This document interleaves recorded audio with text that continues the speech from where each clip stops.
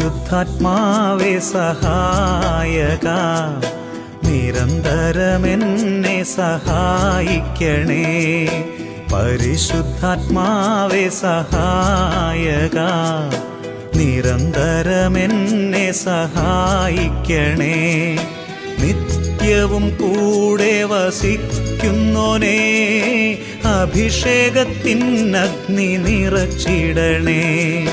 നിത്യവും കൂടെ വസിക്കുന്നോനേ, അഭിഷേകത്തിനഗ്നി നിറച്ചിടണേ.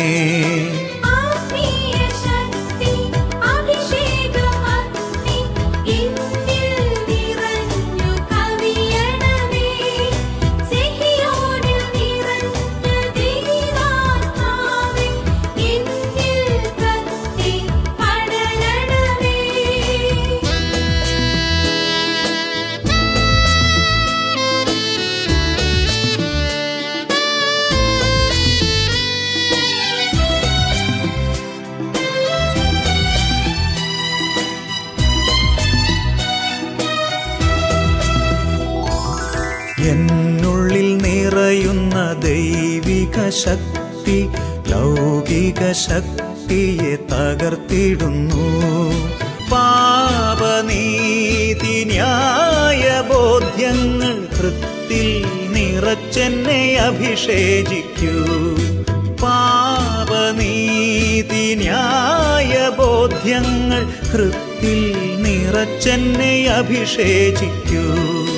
പരിശുദ്ധാത്മാവേ സഹായക, നിരന്തരമെന്നെ സഹായിക്കണേ.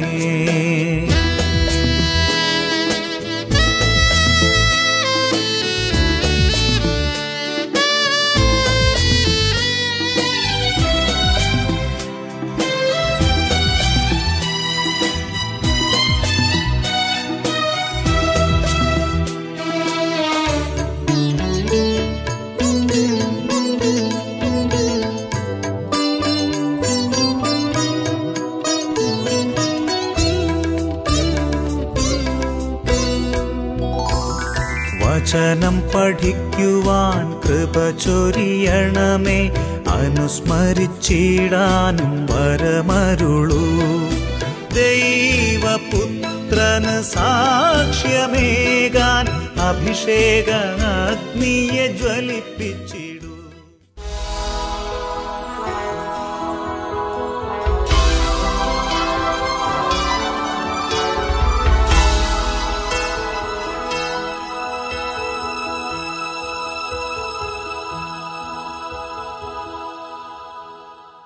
Hallelujah, hallelujah.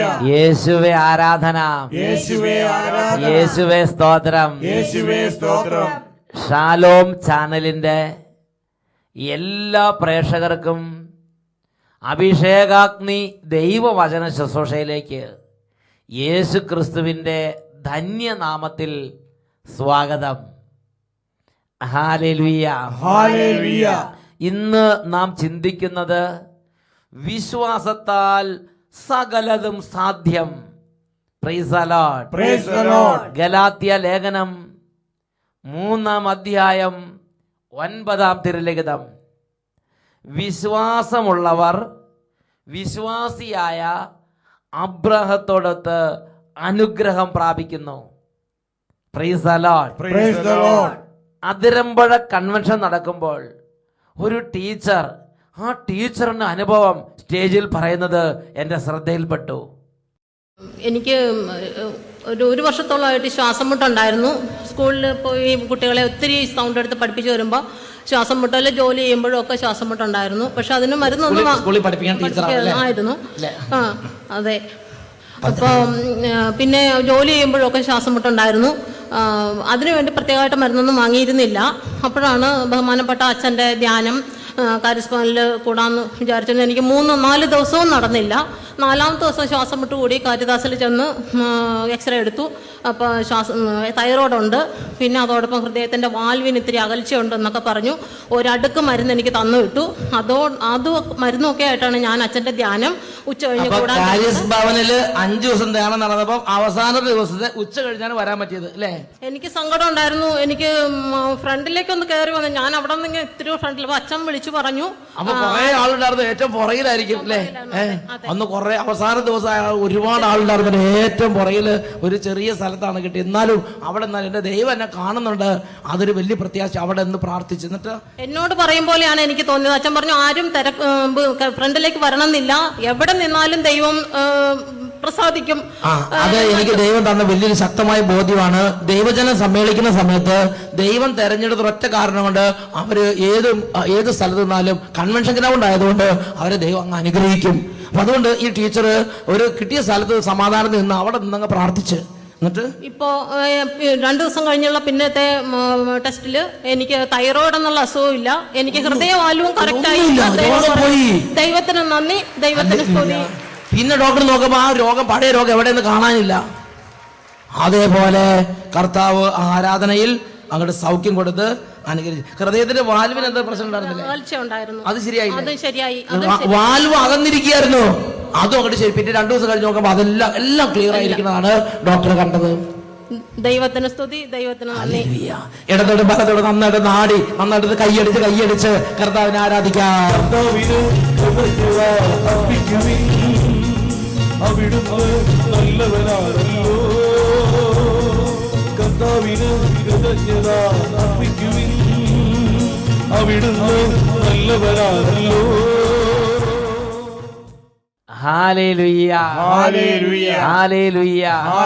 ഈ നിമിഷങ്ങളിൽ നമുക്ക് എല്ലാവർക്കും എഴുന്നേറ്റ് നിന്ന് പ്രാർത്ഥിക്കാം. ഹെബ്രായ ലേഖനം 11-ാം അധ്യായം 32 മുതലുള്ള തിരുലിഖിതങ്ങൾ. കൂടുതലായി എന്താണ് ഞാൻ പറയേണ്ടത്?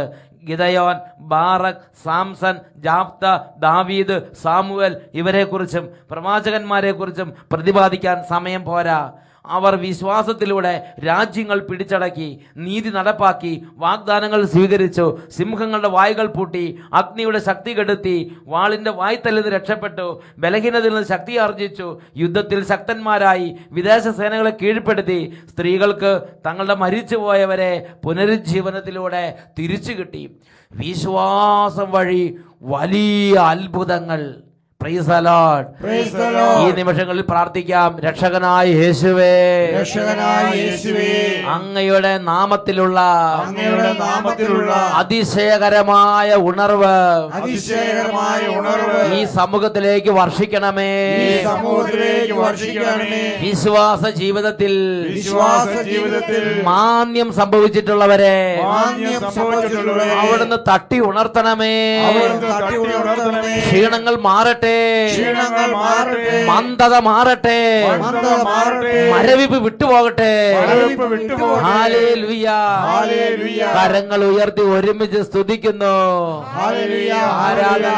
അത്ഭുതങ്ങളുടെ രാജാവേ, സ്പർശിക്കണമേ, കുടുംബങ്ങളിലേക്ക് ഇടപെടണമേ, സമൂഹങ്ങളിലേക്ക് ഇടപെടണമേ, രോഗികളിലേക്ക് ഇടപെടണമേ, തകർന്നവരിലേക്ക് ഇടപെടണമേ, സങ്കടപ്പെടുന്നവരിലേക്ക് ഇടപെടണമേ, വിശ്വാസം മങ്ങിപ്പോയവരിലേക്ക് ഇടപെടണമേ, പ്രാർത്ഥിക്കാൻ പറ്റാത്തവരിലേക്ക് ഇടപെടണമേ, വലിയ വേദന ഇരിക്കുന്നവർക്ക് ഇടപെടണമേ, കുറ്റബോധത്തിലിരിക്കുന്നവർക്ക് ഇടപെടണമേ.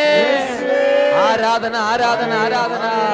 അഭിഷേകം നിറയട്ടെ, ക്ഷീണങ്ങൾ മാറട്ടെ, കൃപ നിറയട്ടെ, കുടുംബങ്ങൾ യേശുവിന്റെ വചനത തുറക്കപ്പെടട്ടെ. Glory, glory, glory, glory. ആരാധന, ആരാധന, ആരാധന. യേശുവേ, യേശുവേ, യേശുവേ. ആരാധന, ആരാധന. യേശുവേ, ആരാധന. കർത്താവായ ദൈവമേ, ഈ ശുശ്രൂഷയിൽ പങ്കുചേരാൻ അവിടുന്ന് പേര് ചൊല്ലി വിളിച്ച് ഈ കുടുംബങ്ങളെ ഇപ്പോൾ അങ്ങയുടെ നാമത്തിൽ ആശീർവദിക്കുന്നു. ഈ സമൂഹങ്ങളെ അങ്ങയുടെ നാമത്തിൽ ആശീർവദിക്കുന്നു. രോഗാവസ്ഥയുള്ള സഹോദരങ്ങളെ അങ്ങയുടെ നാമത്തിൽ ആശീർവദിക്കുന്നു. വലിയ തളർച്ചയിലിരിക്കുന്നവരെ കർത്താവേ, കിടന്ന് ഒന്ന് എഴുന്നേക്കാൻ പോലും പറ്റാതെ കിടപ്പിൽ കിടക്കുന്ന അവസ്ഥയുള്ളവരെ അങ്ങയുടെ നാമത്തിൽ ആശീർവദിക്കുന്നു. ഈ സമയം കുടുംബങ്ങളിലേക്ക് ഒരു പുതിയ അഭിഷേകം വ്യാപരിക്കട്ടെ. Hallelujah, hallelujah. യേശുവേ ആരാധന, ആരാധന. യേശുവേ സ്തോത്രം, യേശുവേ നന്ദി. യേശുവേ സ്തോത്രം, യേശുവേ ആരാധന. Hallelujah, hallelujah. നമുക്ക് കസേരയിലേക്ക് ഇരിക്കാം. ദൈവവചന ശുശ്രൂഷയിൽ പ്രിയപ്പെട്ട സഹോദരങ്ങളെ, ഇന്ന് നമ്മുടെ കർത്താവ് നമുക്ക് തരുന്നത് ഒരു വ്യക്തിയുടെ ശക്തിയുടെ പ്രധാനപ്പെട്ട ഒരു മണ്ഡലമാണ് വിശ്വാസം എന്നുള്ളത്. Praise the lord. Praise the lord. ഹെബ്രായ ലേഖനത്തിൽ 11-ാം അധ്യായത്തിൽ വായിക്കുകയാണ്, വിശ്വാസത്താൽ അവർ ശക്തി ആർജിച്ചു. Praise the lord. Praise the lord. നമ്മുടെ ജീവിതത്തിലേക്ക് ആത്മീയമായും മാനസികമായും വലിയ ശക്തി കൊണ്ടുവരുന്ന ഒരു സംഗതിയാണ് വിശ്വാസം. Hallelujah, hallelujah, hallelujah, hallelujah. Galatia ലേഖനത്തിൽ 3-ാം അധ്യായം 9-ാം വാക്യം വചനം പഠിപ്പിക്കുകയാണ്, വിശ്വാസമുള്ളവർ വിശ്വാസിയായ അബ്രാഹത്തോടൊത്ത് അനുഗ്രഹം പ്രാപിക്കുന്നു. പ്രിയപ്പെട്ട സഹോദരങ്ങളെ, വിശ്വാസമുള്ളവർക്കാണ് അനുഗ്രഹം. വിശ്വാസമുള്ളവർക്ക് അനുഗ്രഹം, വിശ്വാസം ഇല്ലാത്തവർക്ക് അനുഗ്രഹം ഇല്ല. ഇത് തന്നെയാണ് ദൈവവചനത്തിൻ്റെ നിലപാട്. യാക്കോബ് ശ്ലീഹായുടെ ലേഖനത്തിൽ 1-ാം അധ്യായത്തിൽ 6, 7, 8 തിരുലിഖിതങ്ങൾ വചനം പഠിപ്പിക്കുകയാണ്, സംശയിക്കാതെ വിശ്വാസത്തോടെ വേണം ചോദിക്കാൻ. സംശയിക്കുന്നവൻ കാറ്റിൽ ഇളകി മറിയുന്ന കടൽ തിരക്ക് സദൃശം. സംശയിക്കുന്നവനും ചഞ്ചല മനസ്കനുമായ ഒരുവന് ദൈവത്തിൽ നിന്ന് എന്തെങ്കിലും ലഭിക്കും എന്ന് കരുതരുത്, എന്ന് പ്രതീക്ഷിക്കരുത്. Praise the lord. Praise the lord. വിശ്വസിക്കുന്നവനാണ് അനുഗ്രഹമുള്ളത്, വിശ്വസിക്കുന്നവനാണ് ശക്തിയുള്ളവൻ. Hallelujah, hallelujah, hallelujah, hallelujah. പ്രിയപ്പെട്ട സഹോദരങ്ങളെ, ഈ കാര്യത്തെക്കുറിച്ച് ദൈവവചനം വളരെ കാതലായ അനേക വെളിപ്പെടുത്തലുകൾ നമുക്ക് നൽകുന്നുണ്ട്.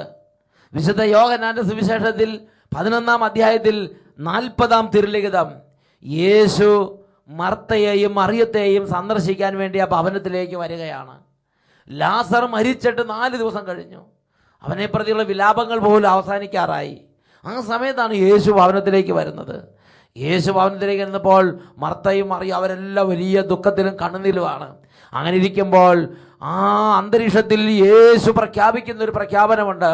അതാണ് 11-ാം അധ്യായം 40-ാം തിരുലിഖിതം, വിശ്വസിച്ചാൽ നീ ദൈവമഹത്വം ദർശിക്കും എന്ന് നിന്നോട് ഞാൻ പറഞ്ഞിട്ടില്ലേ? വിശ്വസിച്ചാൽ നീ ദൈവമഹത്വം ദർശിക്കും എന്ന് നിന്നോട് ഞാൻ പറഞ്ഞിട്ടില്ലേ? യേശു ചോദിക്കുകയാണ്. പ്രിയപ്പെട്ട സഹോദരങ്ങളെ, ദൈവത്തിൻ്റെ മഹത്വം ദർശിക്കാൻ ആഗ്രഹിക്കുന്ന ഒരു ദൈവ പൈതലാണോ നീ? നിന്റെ ജീവിതത്തിൽ, നിന്റെ രോഗത്തിൽ, നിന്റെ കുടുംബത്തിൽ ദൈവത്തിൻ്റെ മഹത്വം ദർശിക്കാൻ ആഗ്രഹിക്കുന്ന ഒരു പൈതലാണോ നീ? വചനം വളരെ വ്യക്തമായി പഠിപ്പിക്കുകയാണ്, വിശ്വസിച്ചാൽ നീ ദൈവമഹത്വം ദർശിക്കും. വിശ്വസിക്കുന്നില്ലെങ്കിലോ? വിശ്വസിക്കുന്നില്ലെങ്കിൽ ദൈവമഹത്വം ദർശിക്കാൻ പറ്റാത്ത വിധമുള്ള സാഹചര്യങ്ങളിലേക്കാണ് നമ്മുടെ ജീവിതം നീങ്ങുന്നത്. അതാണ് യാക്കോബ് ശ്ലീഹ പഠിപ്പിക്കുന്നത്, സംശയിക്കുന്നവനും ചഞ്ചല പ്രകൃതിയുമായ ഒരുവന് കർത്താവിൽ നിന്ന് എന്തെങ്കിലും ലഭിക്കും എന്ന് നീ കരുതരുത്. ഒരു വ്യക്തിയുടെ അനുഭവം നമുക്ക് ശ്രദ്ധിക്കാം. എൻ്റെ പേര് മരിയ. ഞാൻ മരങ്ങാട്ടുപള്ളിയിൽ നിന്ന് വരുന്നു. 2011 ഫെബ്രുവരി മാസം അവസാനം എനിക്ക് അതിശക്തമായ ബ്ലീഡിങ് എന്ന് പറഞ്ഞാൽ എനിക്ക് പോലും വിശ്വസിക്കാൻ പറ്റാത്ത വിധം ബാത്റൂമിൽ കയറിയാലൊന്ന് കുളിക്കാൻ നിൽക്കാൻ പോലും വയ്യാത്ത രീതിയിലുള്ള ശക്തമായ ബ്ലീഡിങ്. ഞാൻ ഡോക്ടറിനെ കണ്ടു.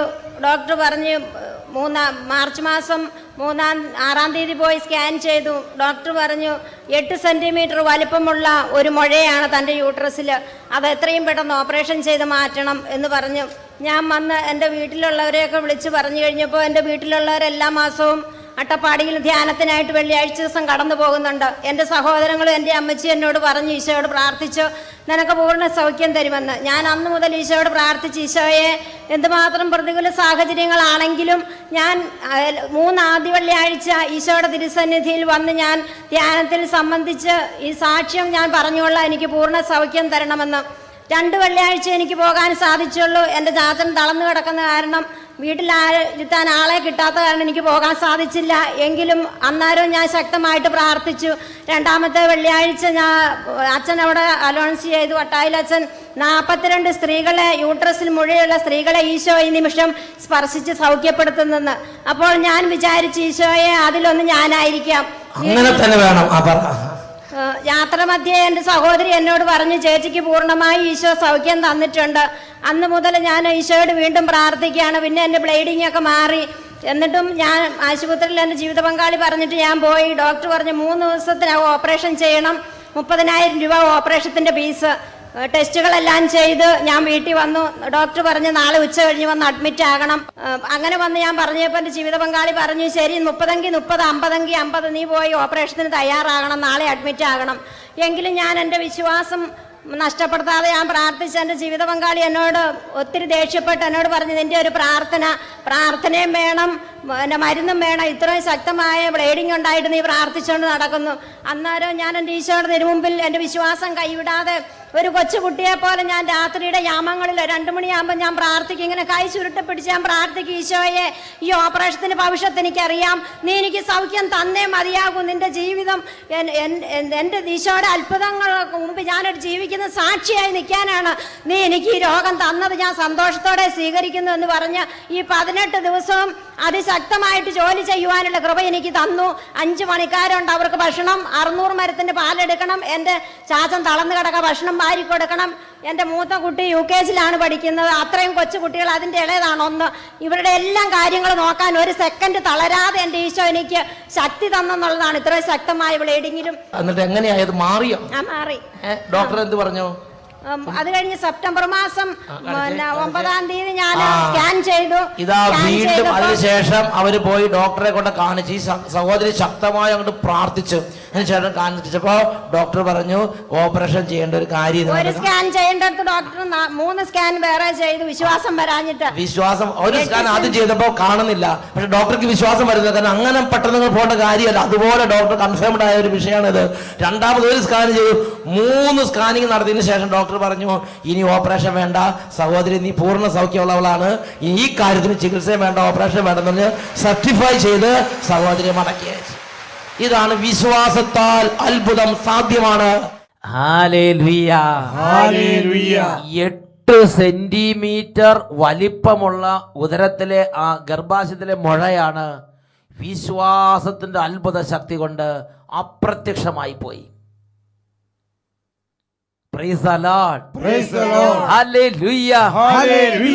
അതാണ് ഗലാത്തി 3:9. വിശ്വാസമുള്ളവർ വിശ്വാസിയായ അബ്രാഹത്തോടൊത്ത് അനുഗ്രഹം പ്രാപിക്കുന്നു.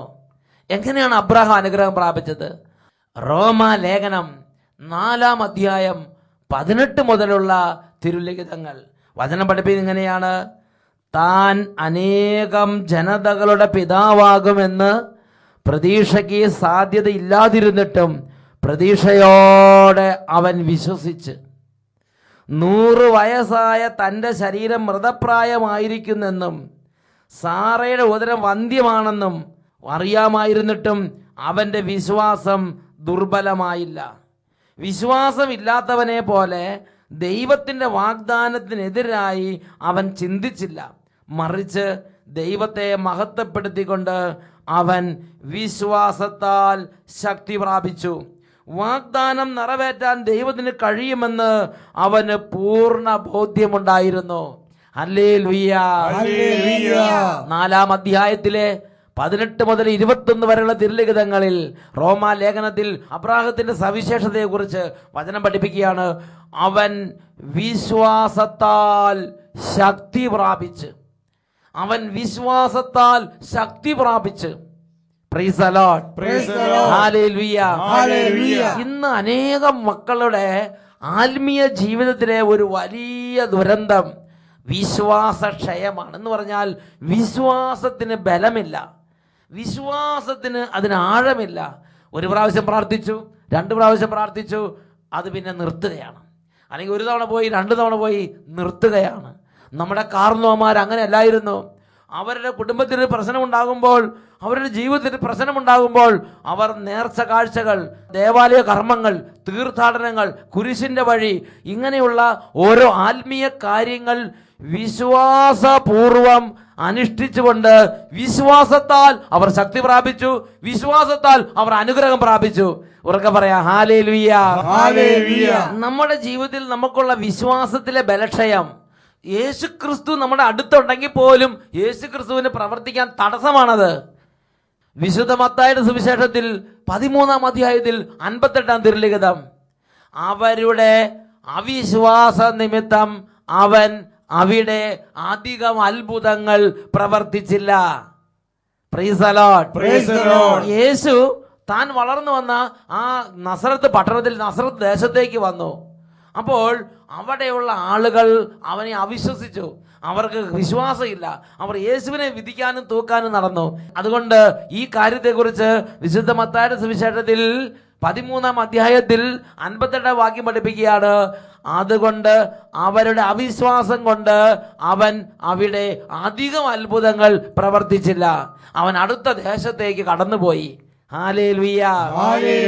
ഇന്നും നമ്മുടെ അവിശ്വാസം ഒരുപക്ഷെ ദൈവത്തിന്റെ ഇടപെടൽ നമ്മുടെ ജീവിതത്തിൽ വഹിക്കുന്നുണ്ട്, അല്ലെങ്കിൽ ദൈവത്തിന്റെ ഇടപെടൽ നമ്മുടെ ജീവിതത്തിൽ നിന്ന് മാറ്റിക്കളയുന്നുണ്ട്.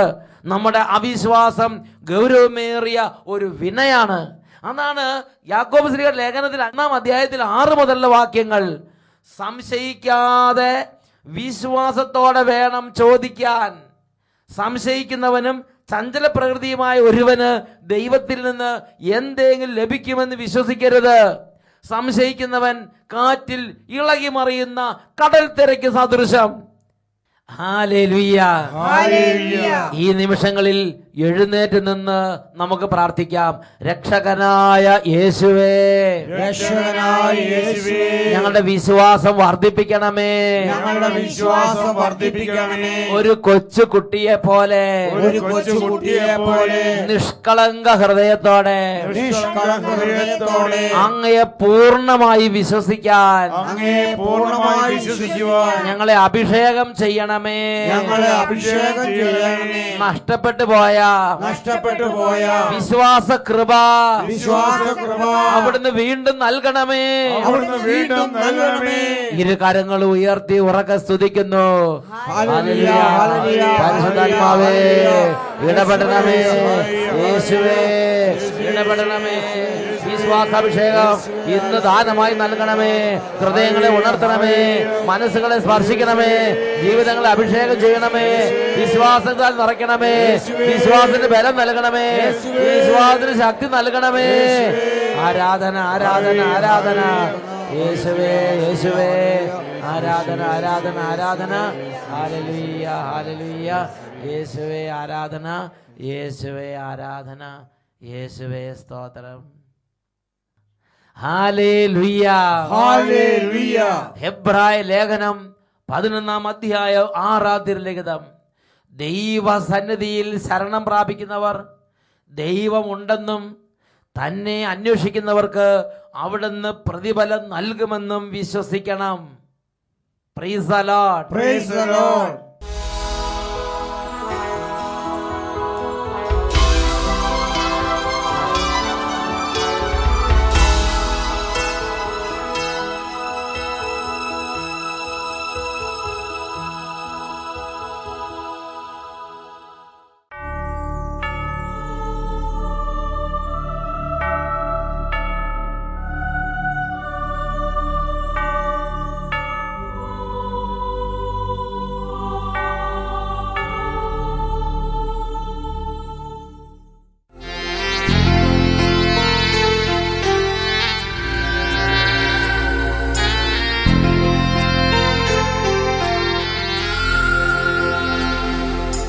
പൂർണ്ണ മനസ്സോടും